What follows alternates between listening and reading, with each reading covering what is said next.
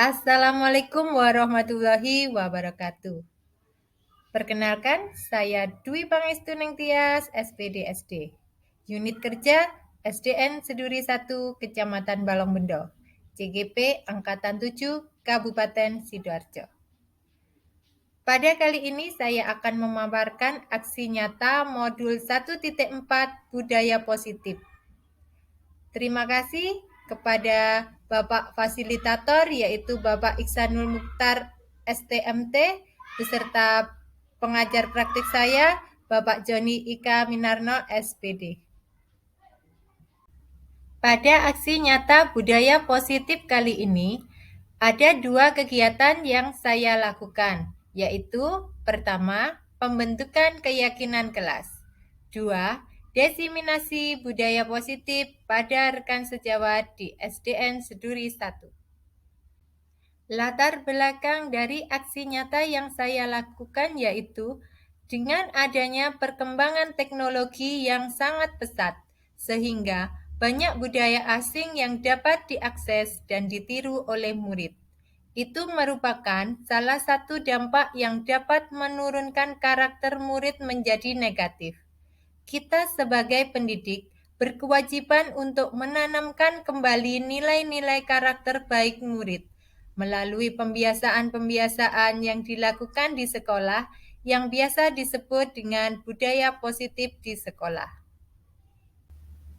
Pengertian budaya positif. Budaya positif adalah nilai-nilai, keyakinan-keyakinan, dan kebiasaan-kebiasaan di sekolah yang berpihak pada murid agar dapat berkembang menjadi pribadi yang kritis, penuh hormat, dan bertanggung jawab. Hal ini sesuai dengan tujuan pendidikan menurut Ki Hajar Dewantara, yaitu menuntun segala kekuatan kodrat, baik kodrat alam maupun kodrat zaman, yang ada pada anak agar dapat mencapai keselamatan dan kebahagiaan setinggi-tingginya. Dalam menciptakan budaya positif di sekolah, dibutuhkan komunikasi dan kolaborasi yang baik antara warga sekolah, komite, dan wali murid. Dengan diterapkannya budaya positif tersebut, diharapkan murid akan memiliki karakter yang kuat, sesuai dengan nilai-nilai kebajikan yang tercermin dalam profil pelajar Pancasila.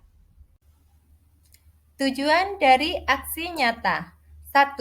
Memfasilitasi murid untuk menyampaikan pendapat dan keinginannya dalam penyusunan keyakinan kelas yang telah disepakati dan diyakini bersama warga kelas dengan penuh tanggung jawab. 2. Mewujudkan murid yang memiliki karakter baik sesuai dengan nilai-nilai kebajikan yang tertuang dalam nilai-nilai profil pelajar Pancasila. 3. Desiminasi pemahaman modul 1.4 Budaya Positif kepada rekan sejawat di SDN Seduri 1, Kecamatan Balongbendo, Kabupaten Sidoarjo. Lini masa tindakan yang saya lakukan yaitu 1. Membentuk keyakinan kelas bersama seluruh warga kelas. 2. Berkoordinasi serta meminta izin kepada kepala sekolah tentang rencana desiminasi modul 1.4 Budaya Positif kepada rekan sejawat. 3. Melakukan kegiatan desiminasi pada rekan sejawat di kelas 1 yang dilaksanakan pada hari Senin, 19 Desember 2022 pukul 8.30 sampai dengan pukul 10. 4. Berkoordinasi dan berkolaborasi dengan rekan sejawat untuk membuat keyakinan kelas melalui kesepakatan bersama seluruh warga kelas. 5. Memantau dan melakukan refleksi dan mengevaluasi kesepakatan kelas yang telah ditetapkan bersama. Sedangkan dukungan yang diperlukan yaitu 1. Dukungan dari kepala sekolah, rekan sejawat, dan murid, agar rencana tindakan yang telah disusun dapat dilaksanakan dengan baik. 2. sarana dan prasarana untuk menumbuhkan budaya positif di kelas maupun di sekolah, memanfaatkan kekuatan, ketersediaan sarana dan prasarana. 3. Dukungan dari orang tua dalam melakukan budaya positif di rumah melalui komunikasi dan kolaborasi yang baik.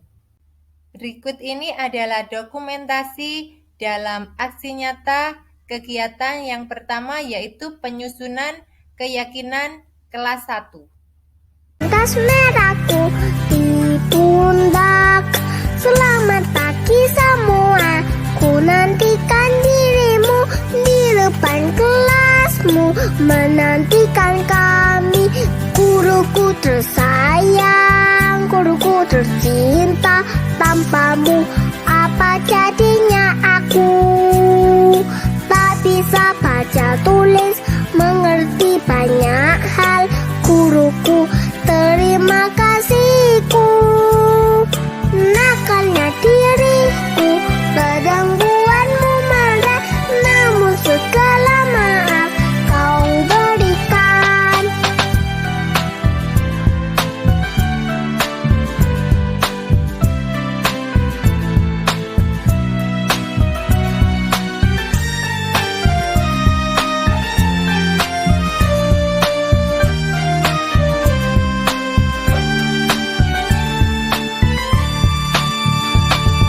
Selamat pagi semua, ku nantikan dirimu di depan kelasmu, menantikan kami, guruku tersayang, guruku tercinta, tanpamu apa jadinya aku? Tak bisa baca tulis, mengerti banyak hal, guruku terima kasihku. Nakalnya diriku, kadang buatmu marah, namun segala maaf kau berikan.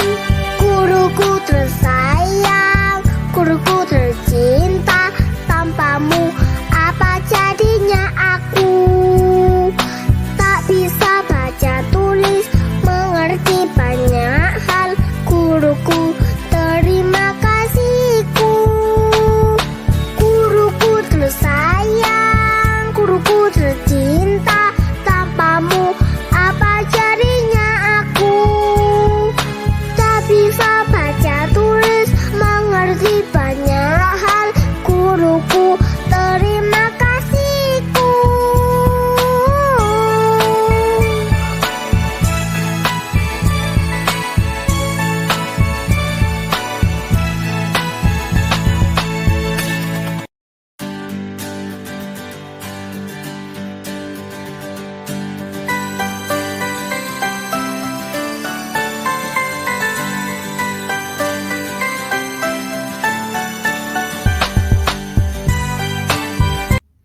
Kegiatan yang kedua yaitu diseminasi. Modul 1.4 Budaya Positif di SDN Seduri 1, Kecamatan Balongbendo, Kabupaten Sidoarjo. Pada kegiatan diseminasi ini dilaksanakan pada hari Senin, tanggal 18 Desember 2022, pukul 8.30 sampai 10. Direkam dengan ponsel menggunakan kamera depan sehingga hasilnya tampak terbalik. Oke. Assalamualaikum warahmatullahi wabarakatuh. Izinin buka masker ini.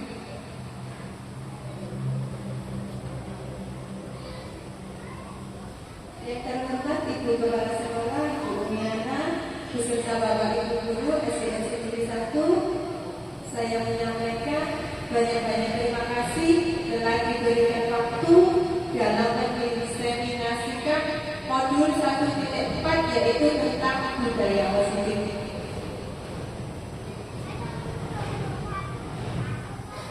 Sebelum ke modul 1.4 budaya positif, saya akan menyampaikan secara umum yang ada di modul Mohon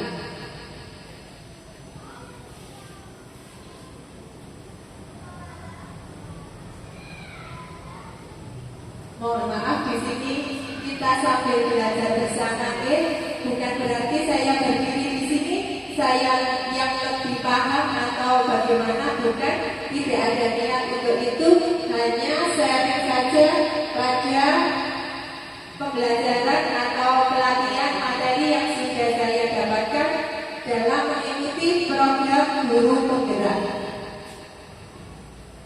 Yang kemarin tugas saya yaitu koneksi antar materi, ini menghubungkan dari modul 1 itu terdiri dari 4 submodul. Modul 1.1 tentang filosofi pemikiran Ki Hajar Dewantara.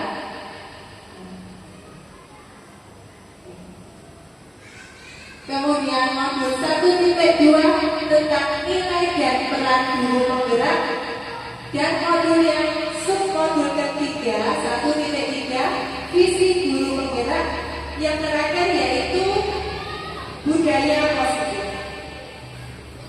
Pada kali ini insya Allah saya akan menyampaikan, kita diskusi bersama tentang budaya positif yang ada di sekolah agar kita lebih baik dalam melayani anak-anak.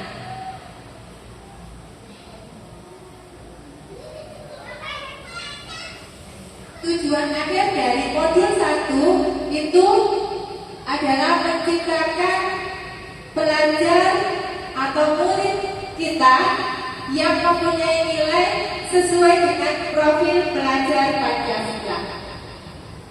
Mulai dari yang pertama, saya terutama nanti saya dibahaskan secara garis besarnya tentang filosofi pemikiran Ki Hajar Dewantara. Kemudian modul 1.2 nilai dan peran guru penggerak. Kemudian beralih ke modul 1.3 visi guru penggerak. Dan yang terakhir budaya positif. Tujuannya yaitu hanya untuk menciptakan pelajar yang mempunyai profil pelajar Pancasila. Profil pelajar Pancasila sendiri terdiri dari berapa, Berapa dimensi? 6, Ada lagunya juga. Biar lebih bersemangat, monggo nyanyi bersama-sama terlebih dahulu untuk lagu pelajar Pancasila. 1, 2, 3. Pelajar Pancasila beriman dan bertakwa pada Tuhan yang Esa dan berakhlak mulia.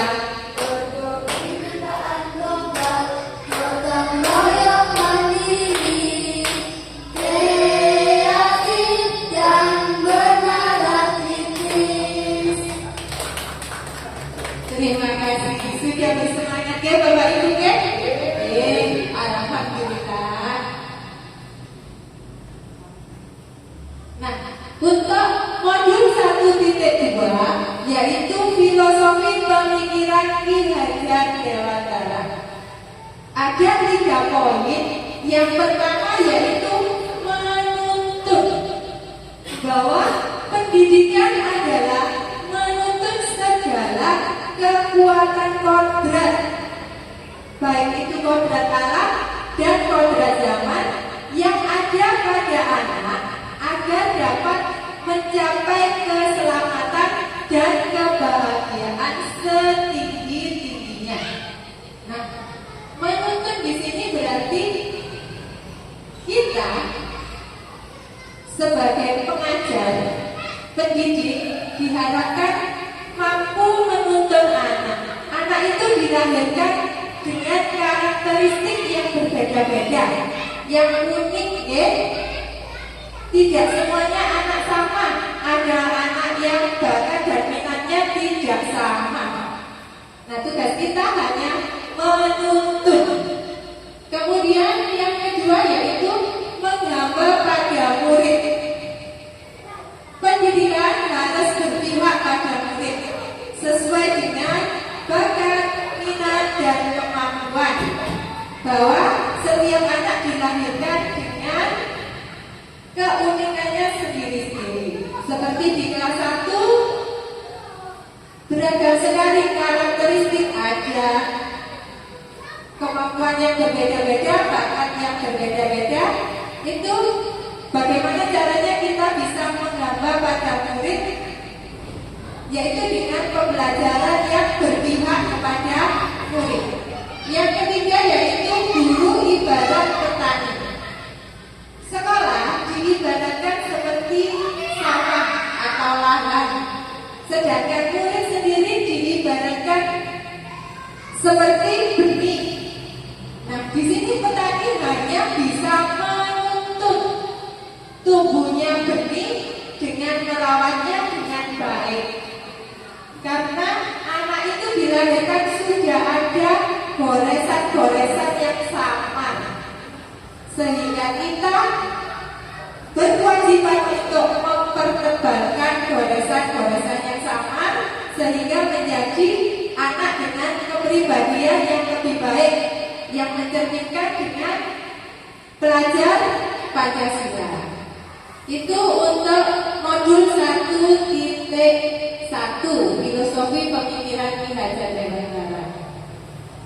Mungkin dari modul 1.1 ada yang ditanyakan, monggo kita sharing saja, oke? Tidak terlalu kaku dan tidak terlalu tegang.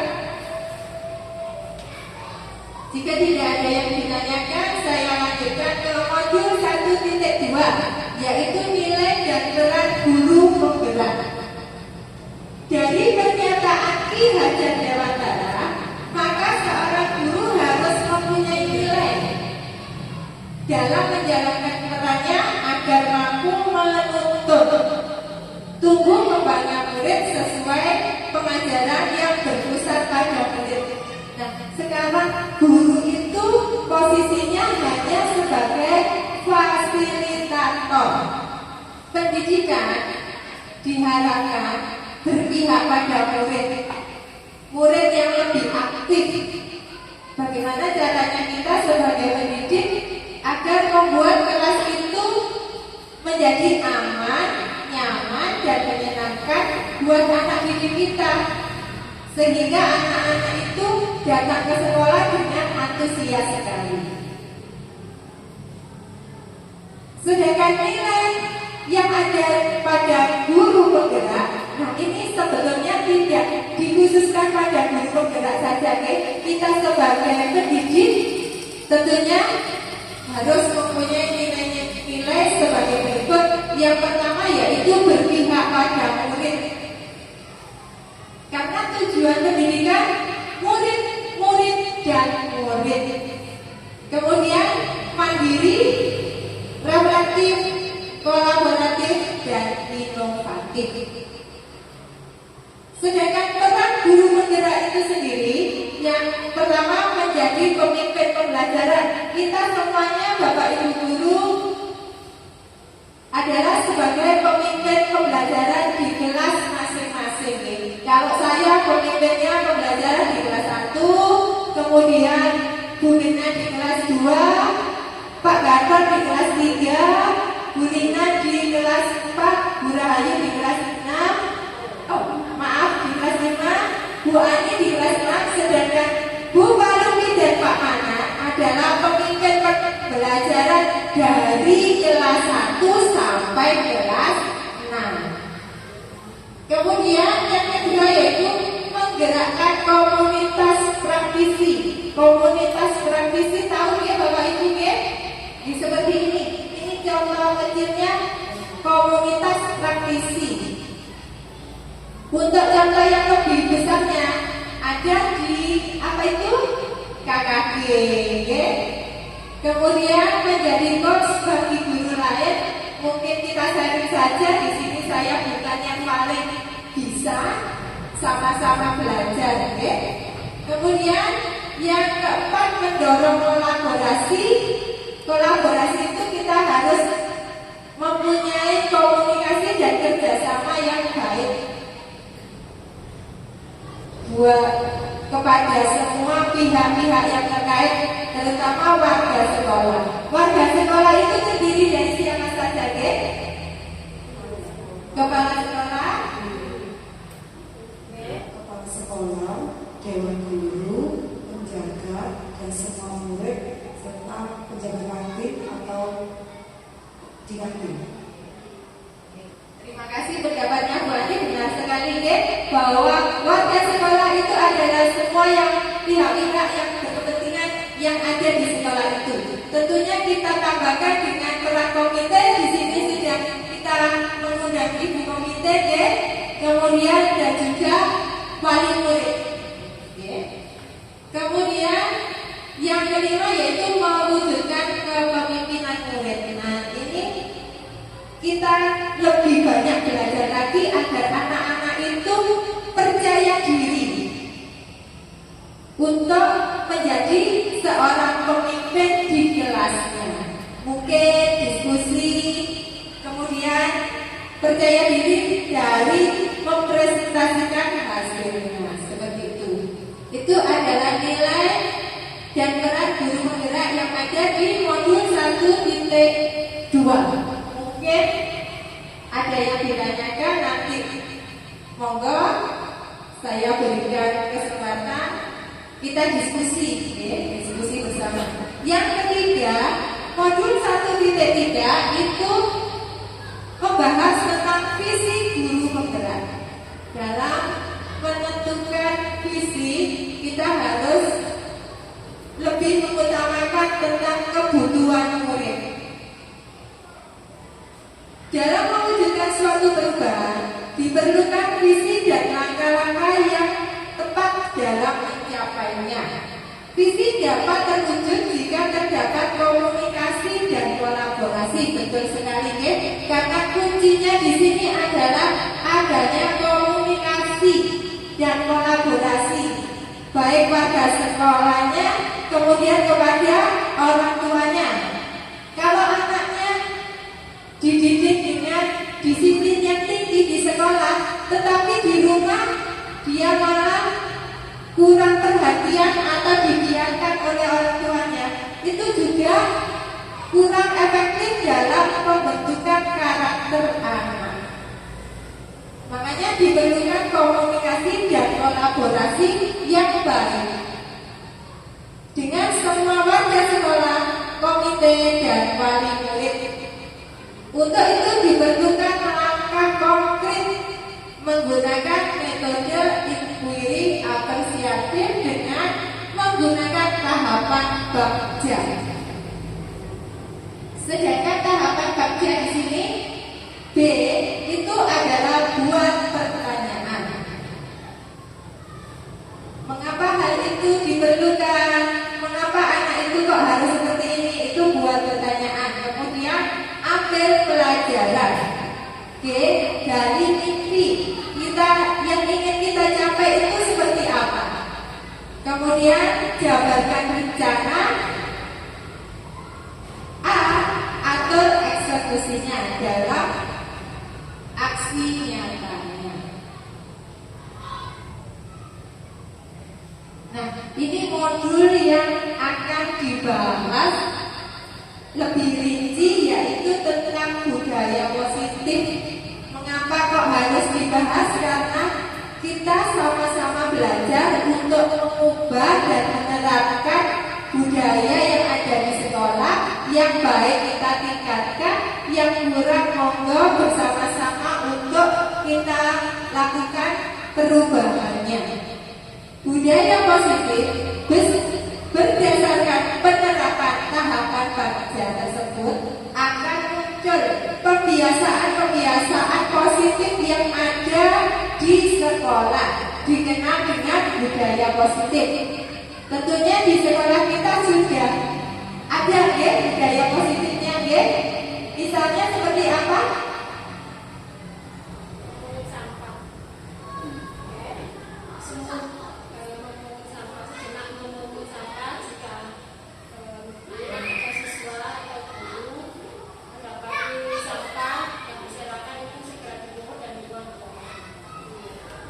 Terima kasih pendapatnya, beri aplaus untuk Bu Rahayu. Tadi Bu Ali juga memberikan pendapatnya, kita saling menghargai. Betul sekali, salah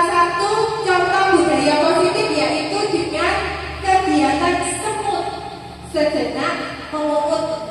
Apabila anak-anak mendapati ada sampah, berarti tanpa disuruh itu anak-anak sudah bisa melakukan tindakan tersebut. Nah, itu termasuk budaya positif karena sudah timbul dari keinginan mereka sendiri tanpa harus diperintah. Itu termasuk motivasi intrinsik atau internal yang timbul dari dalam diri murid sendiri. Budaya positif ini akan nyaman, akan menimbulkan rasa aman, nyaman, dan senang pada murid dalam mengikuti proses pembelajarannya. Jika murid itu sudah senang, sudah aman karena kita sudah memberikan pelayanan yang maksimal dengan pendekatan kasih sayang, terutamanya kelas kecil itu membutuhkan pendekatan kasih sayang. Kita sebagai orang tuanya, anak-anak sebagai anak kita. Anak akan senang, anak akan melindungi kita, anak akan mengidolakan kita. Itu tercipta karena adanya budaya positif. Budaya positif juga dapat mendorong murid untuk mampu berpikir, bertindak, dan menciptakan sebagai proses memerdekakan dirinya. Sehingga murid lebih mandiri dan bertanggung jawab. Karena tujuan dari pendidikan tadi adalah mengantarkan murid untuk mencapai kebahagiaan dan keselamatan setinggi-tingginya, baik itu sebagai manusia maupun sebagai anggota masyarakat.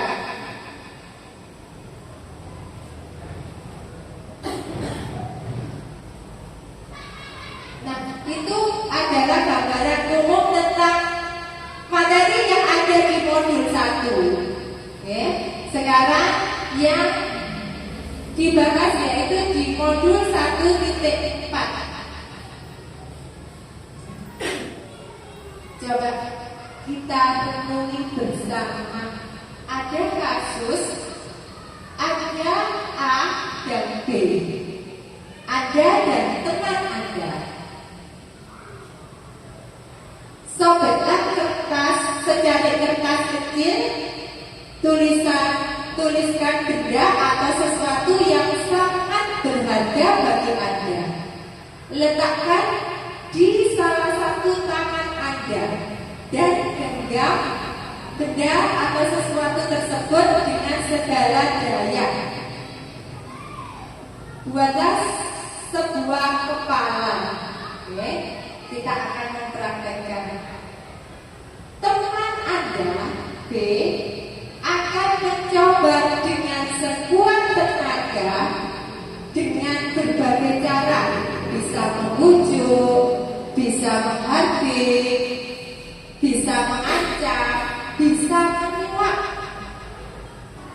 agar Anda dapat membuka kepala tangan Anda.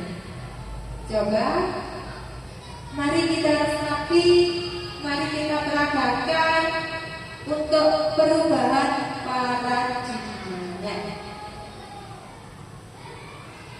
Sudah? Oke, barangkali ada yang mau memperagakan di depan, biar tidak takut duduk terus. Bapak Ibu, monggo. Monggo.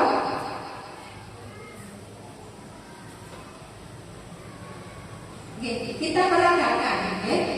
Apakah Anda akan membuka tangan ataukah Anda tetap menutup tangan, mempertahankan kepala Anda? Masing-masing kan punya alasan mengapa melakukan tindakan tersebut. Oke, mungkin disobek saja kertasnya sedikit sambil daftar hadirnya berjalan ya.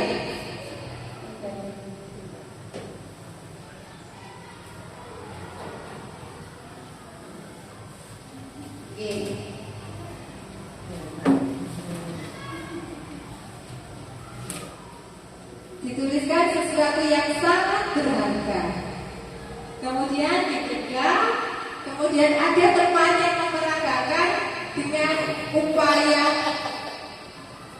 dan segenap bujuk merayu agar Anda dapat membukanya. Biar semangat kita peragakan. Oke, monggo berdiri. Oke, monggo berdiri. Oke, siapa yang akan membuka? Oke, terima kasih sudah bersedia untuk memperagakannya. Oke, terima kasih Bu Lina dan Pak Yudi.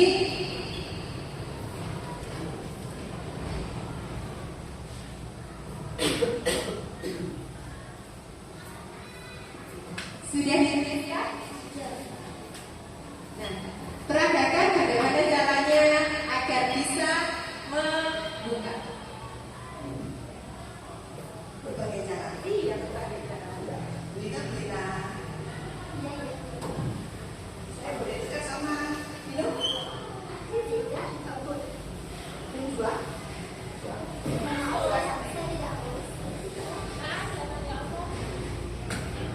Saya boleh. Tidak terbuka. Dengan handphone saya. Jika tidak boleh. Oke. Opsi terakhir, saya juga pasang ya. Tidak, coba saya sama kembali. Saya buka bulan.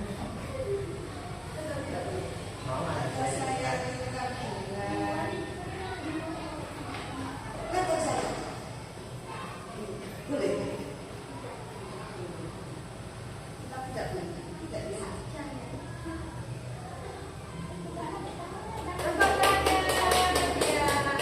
Terus alasannya mengapa kok tidak diperbolehkan?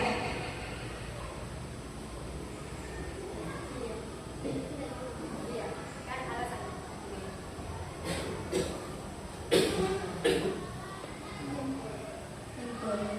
Karena ini dalam privasi, yang bisa tahu itu adalah saya sendiri dan tidak perlu orang lain itu mengetahui. Ya meskipun ditukar dengan apapun, karena ini adalah diri saya, bagian dari diri saya. Seperti itu. Terima kasih sekali yang berkenan dan berkeluti. Beri aplaus yang sangat meriah. Menurut Bu Lina tadi, yang bisa membuka dan menutup, tetap menutup adalah siapa? Diri sendiri. Nah, itu adalah bagian dari teori kontrol ya. Dari gambaran tersebut diilustrasikan bahwa guru dapat mengontrol murid, tetapi guru tidak boleh memaksakan apabila murid tersebut tidak mau berbagi cerita atau menyampaikan pendapatnya jika itu dirasa memang sangat-sangat privasi sekali atau cukup murid itu yang tahu. Kemudian ilustrasi yang kedua bahwa kritikan dan dapat membuat orang merasa bersalah, dapat menguatkan karakter. Tadi berarti karakternya Bu Lina itu mencerminkan pribadi yang bagaimana? Bagaimana Pak? Berpendirian yang kuat karena mempertahankan apa yang dianggapnya penting untuk dipertahankan. Kemudian semua tindakan itu pasti mempunyai tujuan. Tadi Bu Lina juga menyampaikan tujuannya karena ingin mempertahankan barang yang dianggap sebagai privasi. Ilustrasi tersebut juga bahwa orang dewasa memiliki hak untuk memaksa. Nah, ini sebetulnya kalau kita sebagai guru, kita diharapkan untuk tidak terlalu memaksakan kehendak kita. Jika anak itu memang kemampuannya. Seperti itu. Misalnya di kelas saya itu ada Dias dan ada Rangga. Nah, kita tidak bisa memaksakan Dias itu bisa mengerjakan soal seperti teman yang lainnya. Itu juga dapat digambarkan dari ilustrasi yang genggam tangan tadi.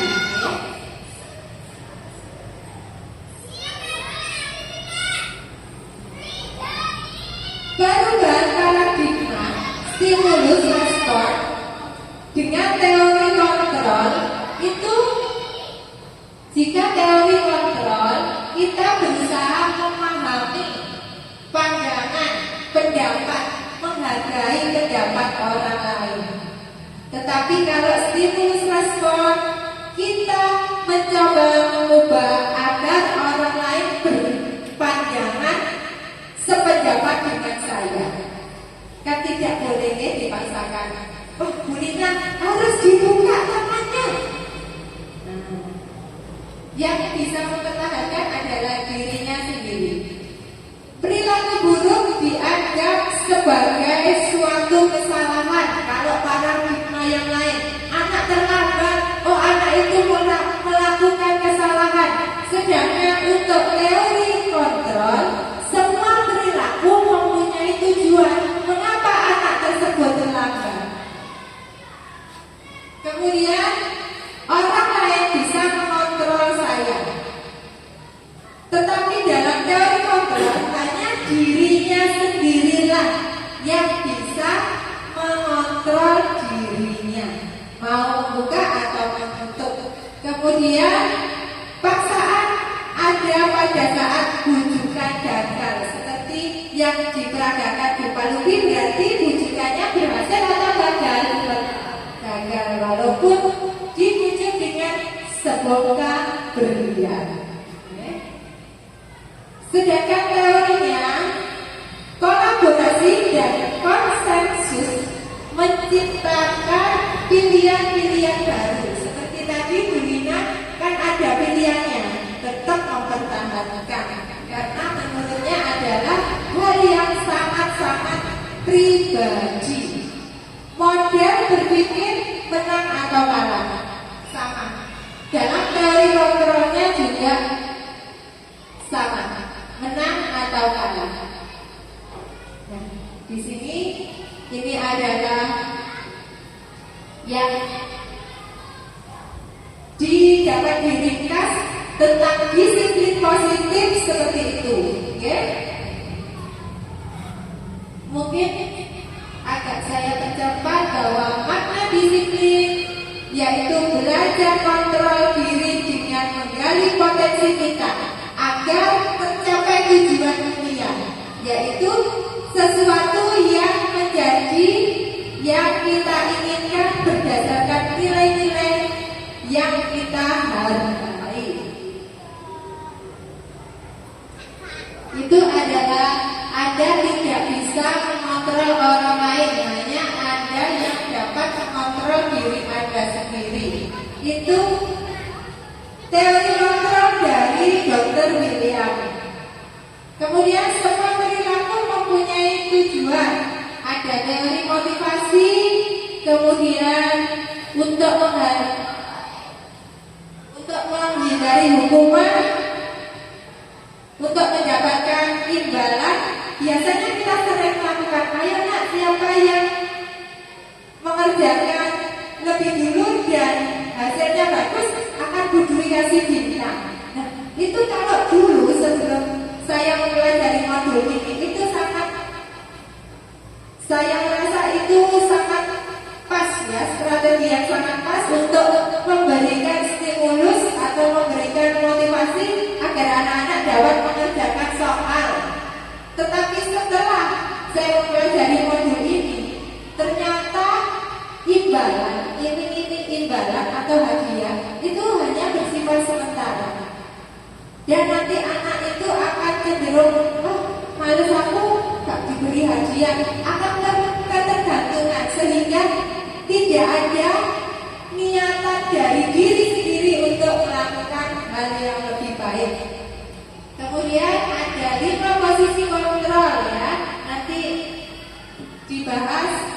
setelah menyaksikan video berikut. Ada didasarkan pada kebutuhan dasar manusia, yaitu bertahan hidup, penguasaan, kasih sayang dan rasa diterima, kesenangan dan kebebasan. Nah, biar semangat, ini saya putarkan video. Mari kita analisis bersama.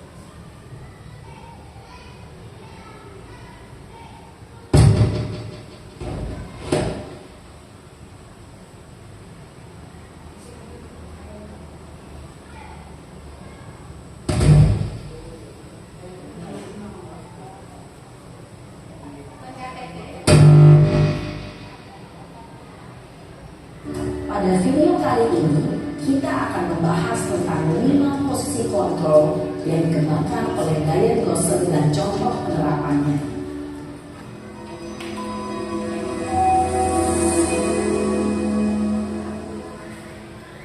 5 posisi kontrol itu adalah: 1.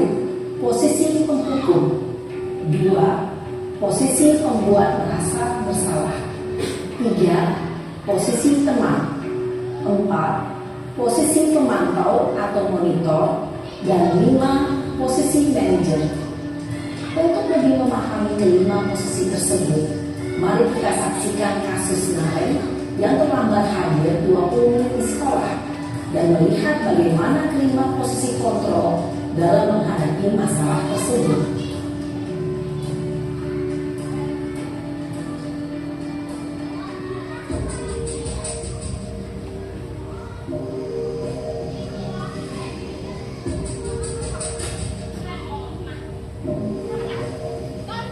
Naren! Sini kamu! Salah dulu. Selalu terlambat. Kamu deh, pasti terlambat. Maaf Bu, saya Apa? Apa coba? Alasan kamu apa lagi? Kapan sih kamu tidak terlambat? Malas sekali ya kamu jadi anak. saya Dasar pemalas. Gak kapok-kapok sih kamu. Sudah berapa kali terlambat? Sana, kamu keliling lapangan basket 2 kali. kenapa saya harus ke lapangan basket Bu? Kenapa? Kamu nolak ibu. Berani-beraninya jawab. Sudah terlambat, masih berani jawab pula. Sekarang, keliling lapangan basket 5 kali sekalian. Biar kapok. Cepat. Pergi sana ke lapangan basket. Posisi penghukum biasanya berbicara dengan nada tinggi, menghardik,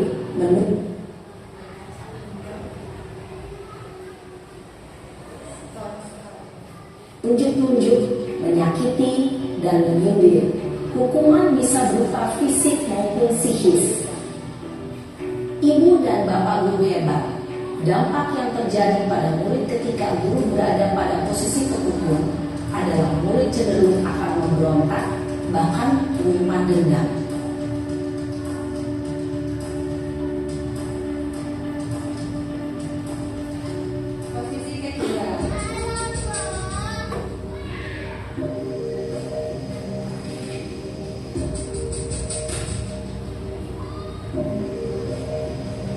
Naren!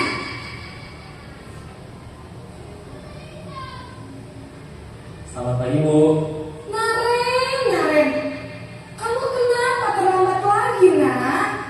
Ya Tuhan, Naren, kamu senang ya bikin ibu susah ya? Kalau kamu terlambat lagi, nanti ibu yang ditegur bapak kepala sekolah, nak. Disangka ibu tidak bisa membina kamu. Duh, gimana ini? Maaf, Bu. Duh, Gusti Naren, kamu suka ya kalau ibu ditegur bapak kepala sekolah? Terus, sekarang ibu harus tulis apa yang di buku absen? Ini kamu sudah sering terlambat loh. Ibu harus apa coba? Maaf, Bu. Maaf sekali. Ya sudah, lain kali jangan bikin ibu susah lagi ya, nak ya. Ibu tidak akan kuat lagi kalau kamu begini terus. Bisa jantungan kalau ibu tegur bapak kepala sekolah. Sana cepat ke kelas. Maaf ya, Bu. Maaf sekali. Posisi pembuat rasa bersalah berbicara dengan nada tenang, cenderung lembut. Namun kata-kata yang diutarakan membuat murid merasa menjadi orang yang gagal, memandang buruk dirinya sendiri, merasa tidak berharga, dan tidak sanggup membahagiakan orang lain. Ketika guru mengambil posisi pembuat rasa bersalah, murid akan menganggap dirinya yang bersalah dan ia akan menyimpan emosi negatif tersebut di dalam dirinya.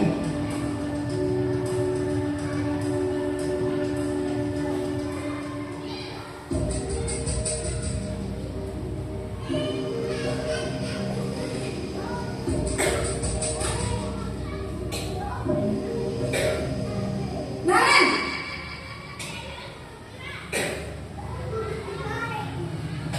Selamat pagi, Bu. Wah, sudah jam berapa ini, nak? Terlambat lagi ya, sayang? Iya, Bu. Habis ibu saya lupa mengamankan saya, Bu. Kamu malah menyalahkan ibu kamu. Kamu bukannya anak yang lari yang paling kencang. Kok terlambat sih? Iya, Bu. Saya memang terlambat bangun tadi. Jadi, biarpun saya lari kencang, tetap nggak kencang, Bu. Ya sudah sana. Nanti lain kali larinya lebih kencang lagi ya. Biar gak terlambat lagi.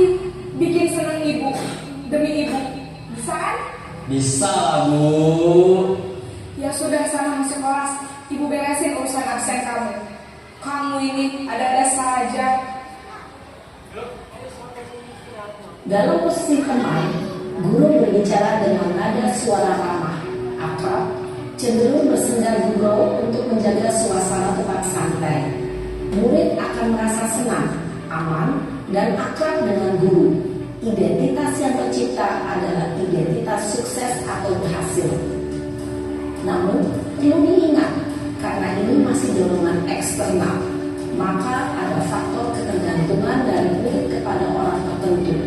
Di sini, guru absennya, sehingga di lain waktu, murid bisa berperilaku baik, namun hanya kepada orang-orang tertentu saja.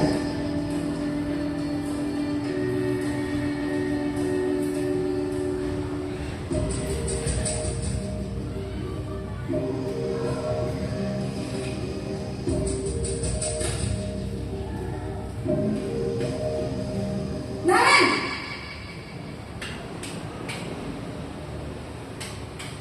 Selamat pagi, Bu. Naren, apa peraturan sekolah kita tentang jam berapa kita harus masuk sekolah, nak? Kita harus di sekolah jam 7, Bu. Iya betul, sekarang sudah jam 7.20. Naren sudah tahu konsekuensinya jika terlambat hadir. Paham, Bu. Saya harus tinggal kelas pas jam istirahat selama 20 menit. Iya benar, konsekuensinya demikian. Jadi nanti jam 9.30 pas istirahat, kamu harus tinggal di kelas, kerjakan tugas tambahan untuk ketertinggalan kamu, ya? Baik, Bu. Posisi pemantau mengandalkan penghitungan atau data untuk mengontrol murid. Guru mengarahkan murid berdasarkan peraturan dan konsekuensi.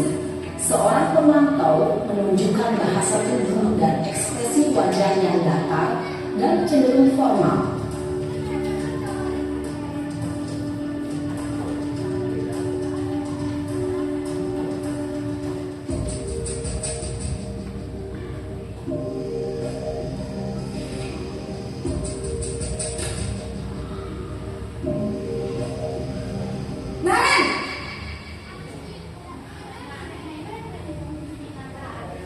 Selamat pagi, Bu. Selamat pagi, Naren. Maaf, Bu, saya terlambat. Iya, sekolah masuknya jam 7, sekarang sudah jam 7.20. Jadi sekarang bagaimana ini, Naren? Maaf, Bu, saya lupa setel alarm saya semalam. Baiklah, menurut kamu, keyakinan sekolah yang mana yang perlu kamu tingkatkan? Menghargai diri sendiri dan orang lain mungkin ya, Bu. Setuju. Jadi, apakah Naren meyakini prinsip saling menghormati tersebut? Iya, Bu, saya meyakininya. Apakah Naren bersedia memperbaiki masalah keterlambatan ini? Bersedia, Bu. Bagaimana kamu akan perbaiki masalah keterlambatan ini? Saya akan coba untuk tidak lupa menyetel alarm saya, Bu. Baik, kalau Naren lupa menyetel alarm di rumah, ada orang yang kira-kira bisa bantu mengingatkan tidak? Ada, Bu. Kakak saya, Kak Emma. Ada lagi selain Kak Emma?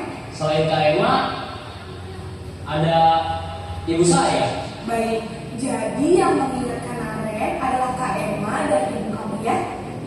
Kira-kira akan mulai setel alarm kapan nih, Naren? Setelah pulang sekolah, akan segera saya lakukan.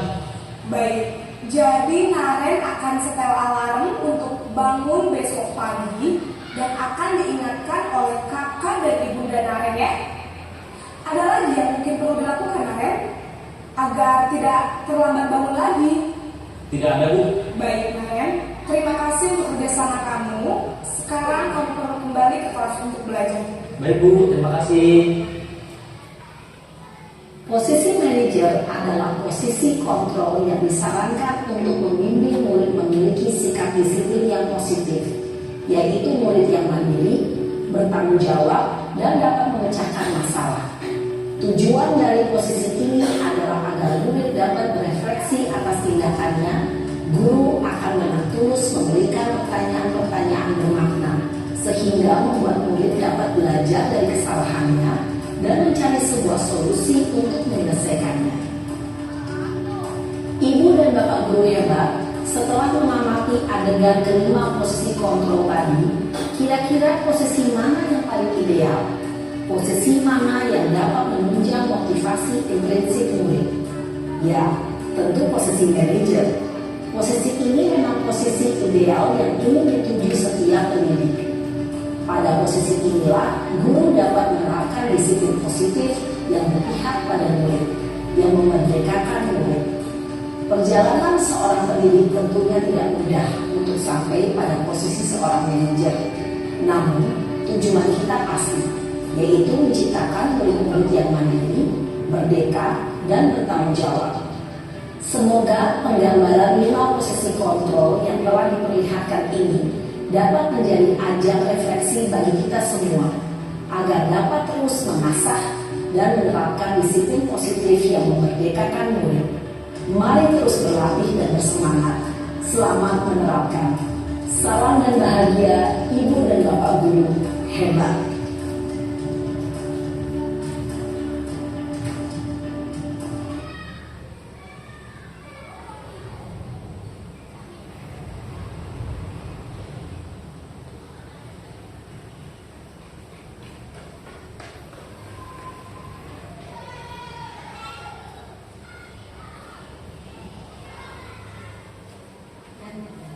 Setelah menyaksikan kelima video tersebut, itu adalah contoh penerapan perilaku kontrol yang bisa kita terapkan di sekolah.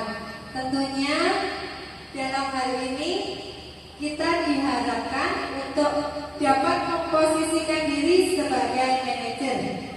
Memang membutuhkan proses yang sangat-sangat panjang untuk mengubah dari posisi-posisi sebelumnya ke posisi manajer.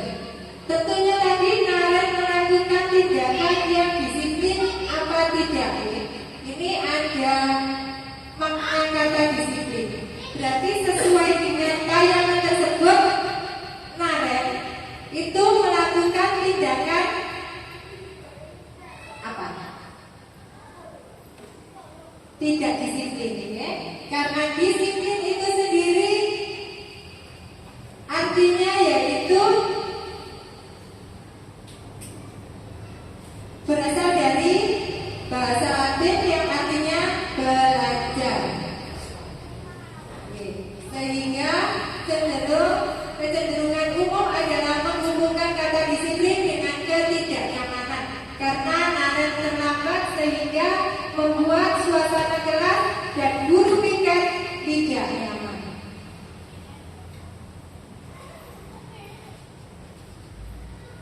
Nilai-nilai universal yaitu sifat-sifat positif manusia yang merupakan tujuan mulia yang ingin dicapai setiap individu. Nilai-nilai tersebut bersifat universal dan lintas bahasa, suku bangsa, agama maupun latar belakang. Yang semuanya dituangkan dalam profil pelajar Pancasila. Ada 6 dimensi. Yang pertama, beriman dan bertakwa kepada Tuhan Yang Maha Esa dan berakhlak mulia, mandiri, bernalar kritis, berkebinekaan global, gotong royong dan kreatif.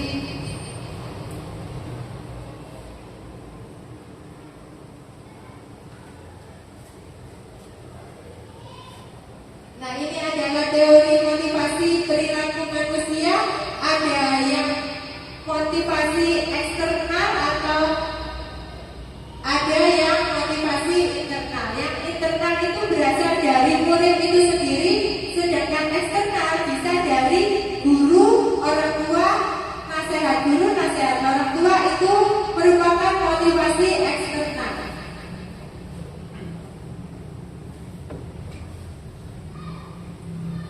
Nah, merdeka diberlakukannya kurikulum merdeka karena menurut Ki Hajar Dewantara, merdeka itu artinya tidak hanya terlepas dari perintah, akan tetapi juga cakap buat memerintah diri sendiri.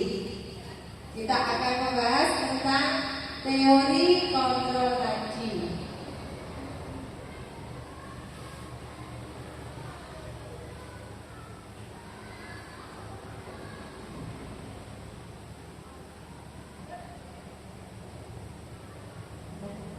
Coba direnungkan, kita sama-sama merenungkan tentang video tadi. Posisi apa yang kira-kira sering kita lakukan selama ini? Sebelum mengetahui tayangan tersebut, selama mendisiplinkan murid, tentunya kita juga punya trik atau punya cara bagaimana cara kita untuk mendisiplinkan murid dengan teori yang sudah diputarkan tadi. Kira-kira lebih banyak kita itu sebagai penghukum, sebagai teman atau pemantau, kemudian atau sebagai manajer atau pembuat rasa bersalah. Mungkin selama menjadi guru yang diterangkan Pak Gatot, jika ada muridnya yang melakukan kesalahan, Pak Gatot memposisikan diri sebagai apa, Pak?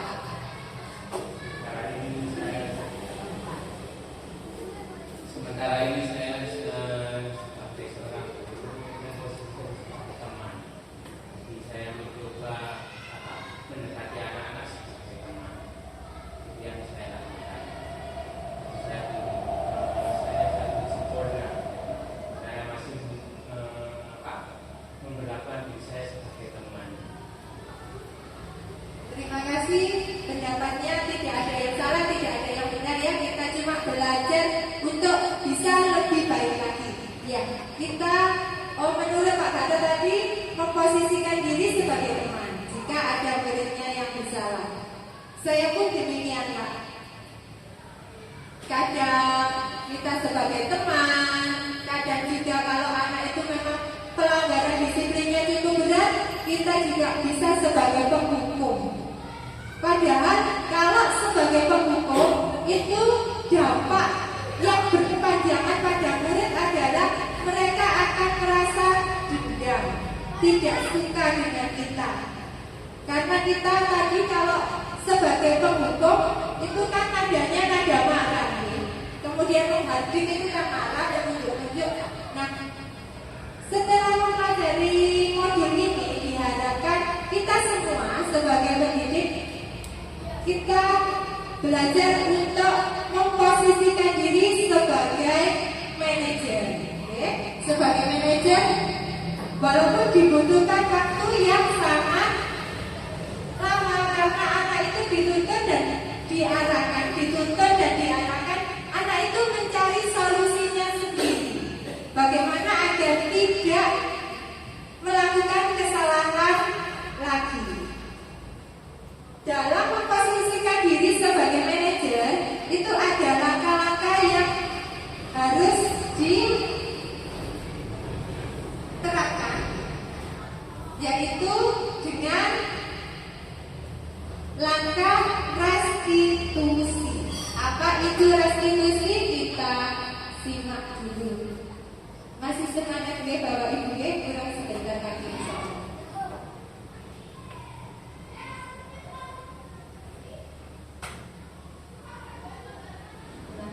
Ini restitusi adalah menciptakan kondisi bagi murid untuk memperbaiki kesalahan mereka sehingga mereka bisa kembali pada kelompok mereka dengan karakter yang lebih kuat.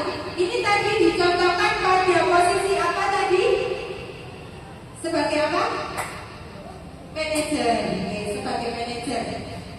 Itu posisi yang paling ideal, yang diharapkan nanti di sekolah-sekolah itu menerapkan posisi manajer. Tentunya harus ada komunikasi, kolaborasi pada semua warga sekolah, orang tua dan pemangku kepentingan yang lainnya.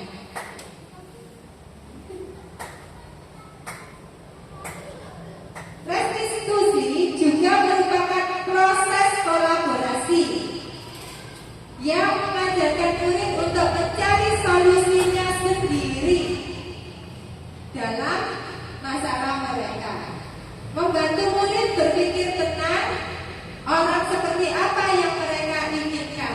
Itu merupakan tujuan yang mulia dan bagaimana mereka harus memperlakukan orang lain. Itu menurut pendapat dari Johnson 2004.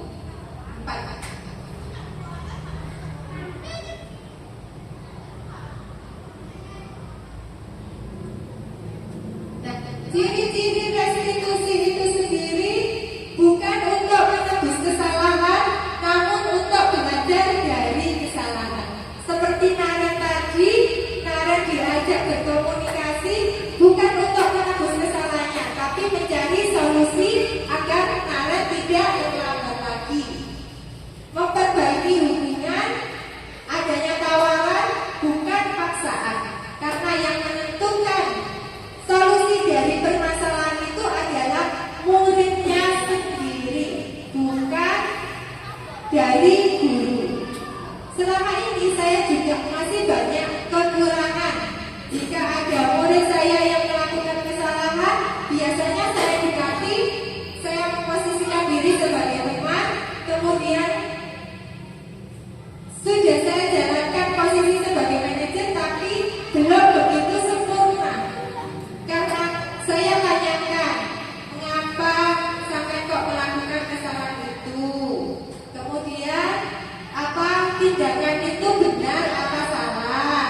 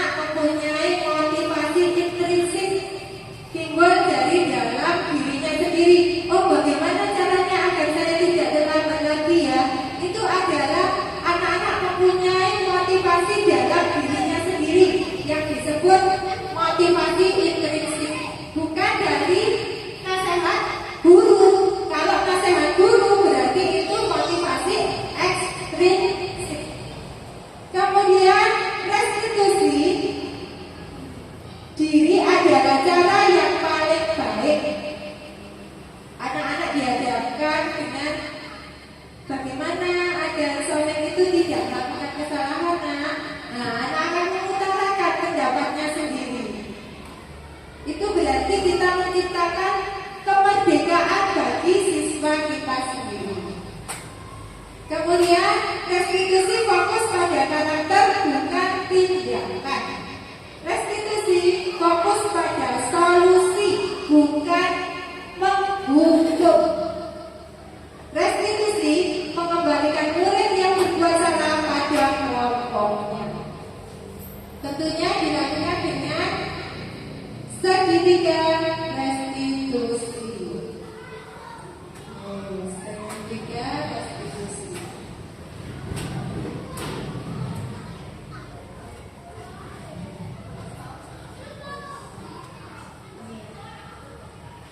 Tahapan untuk dapat menerapkan restitusi dalam posisi kontrol sebagai manajer diperlukan langkah-langkah segitiga restitusi.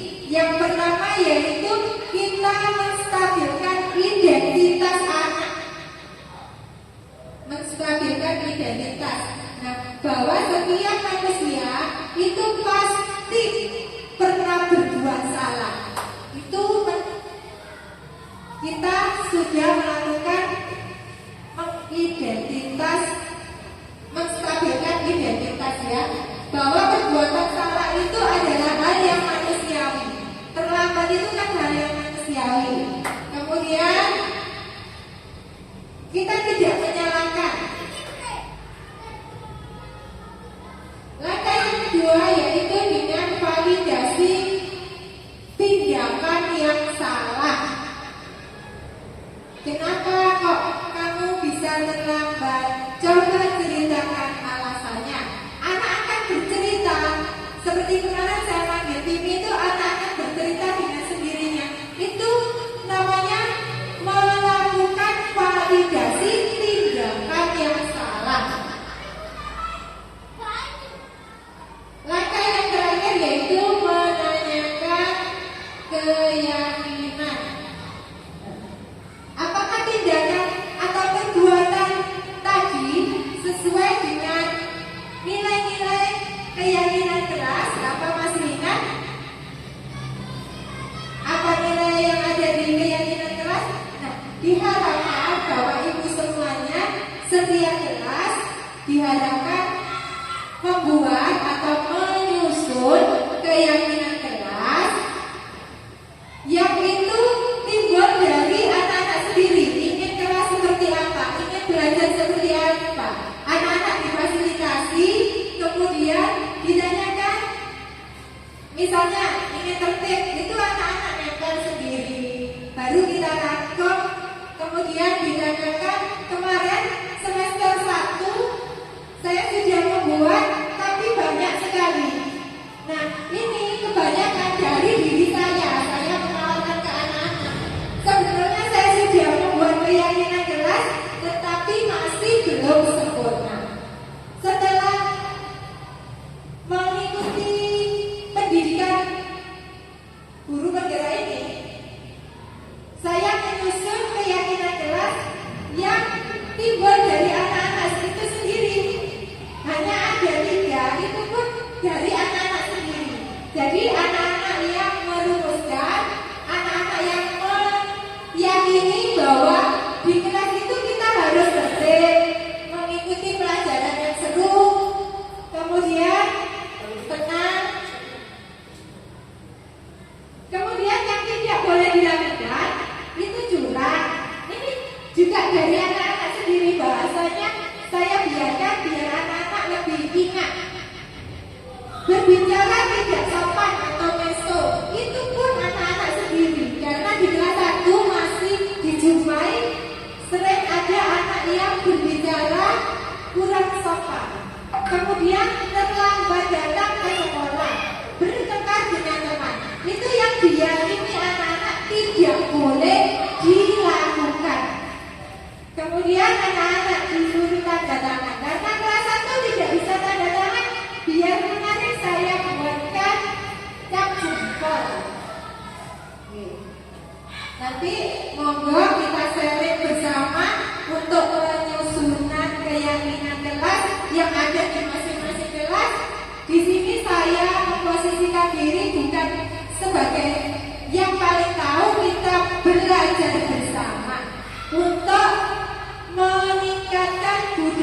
positif yang ada di sekolah kita, terutama dalam hal mendisiplinkan siswa. Kita diharapkan agar dapat menerapkan posisi sebagai manajer. Monggo belajar bersama-sama karena membutuhkan proses yang sangat panjang. Nah, mungkin demikian yang bisa saya sampaikan, yang bisa saya paparkan tentang pemahaman saya di modul 1, terutamanya di modul 1.4 budaya positif. Barangkali ada masukan, kritik, saran yang dapat membantu saya. Kemudian ada pertanyaan, monggo kita diskusikan bersama.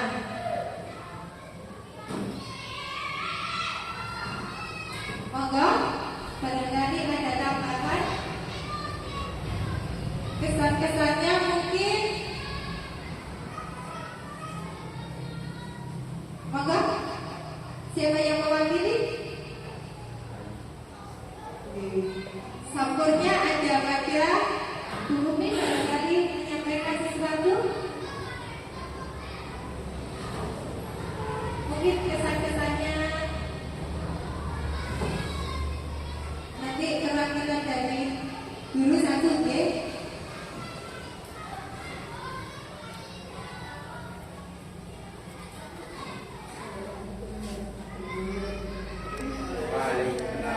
Terima kasih waktu yang diberikan. Dengan adanya designasi ini tadi, saya harapkan, ya, ini harapan, saya harapkan untuk Bapak Ibu yang lain bisa menerapkan, ya, bisa menerapkan di kelasnya masing-masing. Ya, seperti tadi diberikan contoh, mempunyai keyakinan yang teguh, ya, antara Budiman dengan Bu Palu tadi. Kemudian Pak Gatot, jadi kita sementara memposisikan sebagai teman di dalam kelas tersebut, ya. Jadi sebagai teman, sebagai orang tua, ya. Kalau anak salah itu kita juga wajib untuk meluruskan, untuk membenarkan, untuk membetulkan, seperti itu, ya. Untuk Bu Dwi sendiri nanti saya harapkan ini juga tetap semangat, ya. Tetap semangat, tetap menjaga kesehatan, terutama ini, ya.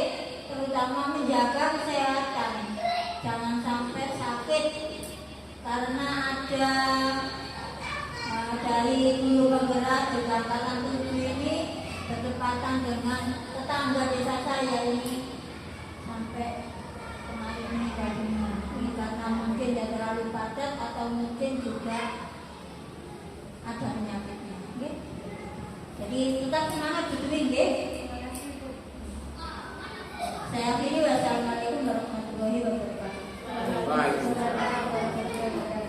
Terima kasih. Motivasi dan nasihat yang sangat berharga bagi saya khususnya dan bagi teman-teman pada umumnya. Semoga kedepannya kita bisa lebih baik lagi dalam melayani anak-anak, karena kita di sini adalah sebagai pelayan, tapi pelayan yang terhormat, yaitu kita membentuk karakter anak-anak dengan menuntunnya sesuai kodrat alam dan kodrat zaman. Mungkin perwakilan dari Bapak Ibu guru.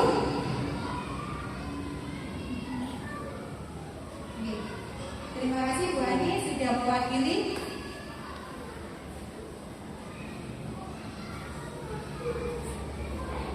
Terima kasih atas waktu yang diberikan. Assalamualaikum warahmatullahi wabarakatuh. Banyak sekali yang bisa saya beri, saya cobakan di sini tentang guru dengan 5 kontrol tadi. Memang kita tidak bisa melepaskan, kita pilih satu yang nyaman untuk menjadi guru seperti apa, sebagai teman misalnya. Jadi kita menyesuaikan kondisi. Benar sekali yang dikatakan tadi oleh Bu Dwi.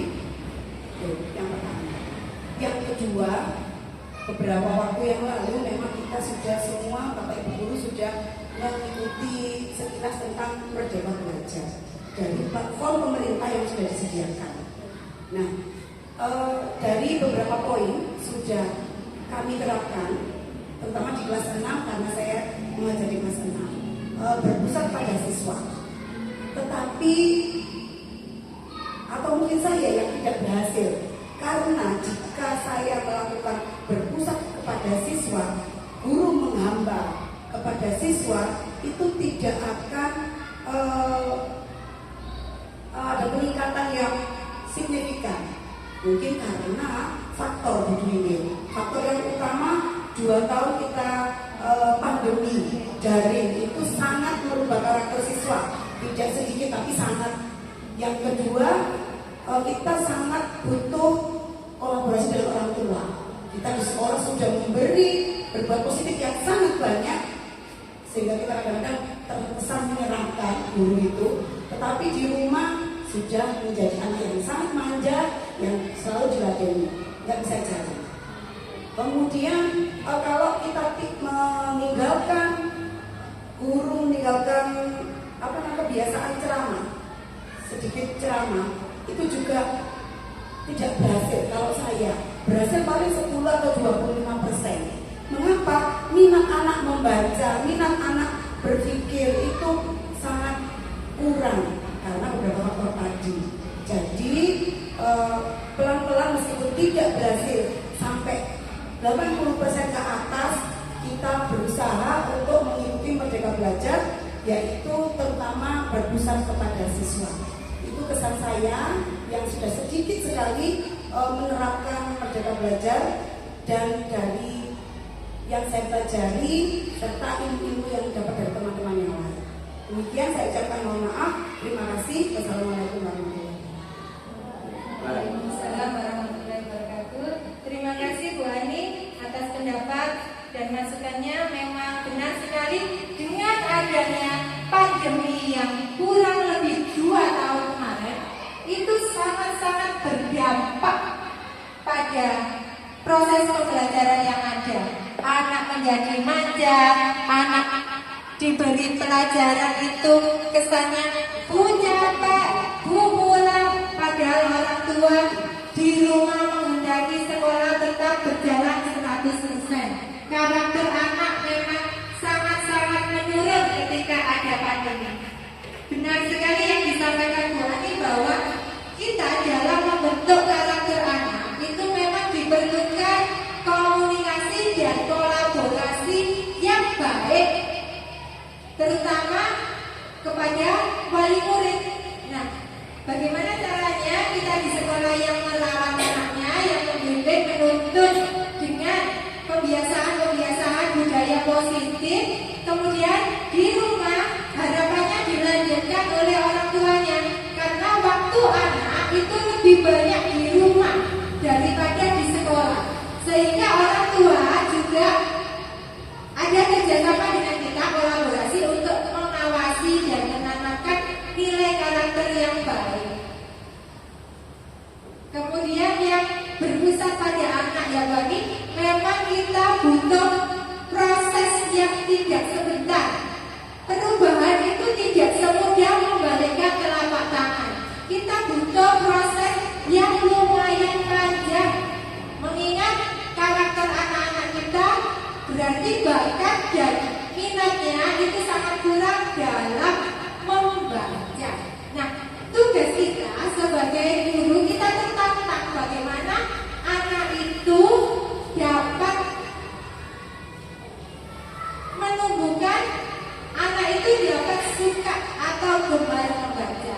Itu pelan-pelan, tapi kita tetap dengan semangat juang yang tinggi, kita berubah dari zaman sebelum merdeka. Marilah kita ciptakan pendidikan ini dengan merdeka belajar dan merdeka mengajar dalam kurikulum merdeka. Mungkin itu yang dapat saya sampaikan. Saya sangat berterima kasih sekali kepada Bu Umiana sebagai serta motivasi yang tinggi agar saya tetap semangat dan menjaga kesehatan. Kemudian saya juga mengucapkan banyak-banyak terima kasih kepada rekan sejawat, yaitu Bapak Ibu guru yang ada di SDN Sendiri 1, juga telah menyemangati saya, mendukung saya agar saya dapat mengikuti pendidikan guru penggerak ini dengan baik. Kemudian tidak lupa saya juga sangat berterima kasih telah menyempatkan waktunya untuk mendengarkan. Mungkin kita saling sharing tentang apa yang sudah saya dapatkan selama mengikuti pendidikan guru penggerak ini. Kurang lebih 1,5 bulan saya sudah mengikuti program ini. Saya sampaikan terima kasih. Saya mohon maaf telah mengganggu waktu Bapak Ibu semuanya. Hanya bisa menghidangkan air putih. Mohon maaf karena dadanya hadir. Tapi tadi sebenarnya saya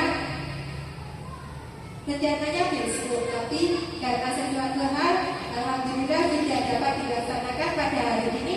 Saya berterima kasih dan saya memohon maaf yang sebesar-besarnya. Akhir kata, wassalamualaikum warahmatullahi wabarakatuh.